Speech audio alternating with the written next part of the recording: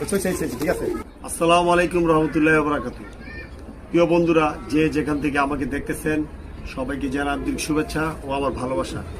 আর অন্যের কবুতর যারা নাকি মেরা ধরো তাদের চোখে মুখে গঙ্গার জল। আমি হইলাম মোফাজ্জল। এই যে আজকে নতুন একটা আপডেট নিয়ে এসেছি।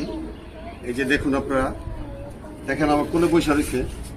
এগুলির গায়ে কিন্তু এখনো হলুদ হলুদ চিহ্ন আছে। এই চিহ্নটা হলো আমি হলুদ মাইখা দিছিলাম, এখন পিওর হয়ে গেছে, কোনো কামড় টামড় কোনো কিছু নাই। এটা একটা রেসারের বাচ্চা, কিন্তু এটা রেসারের বাচ্চা, ঠিক আছে। কালদমের মতো দেখা যেতেছে, যে কি সুন্দর, মাশাআল্লাহ। এটা একবার পুরোপুরি সাদা, একবার এই যে কত সুন্দর দেখা যেতেছে।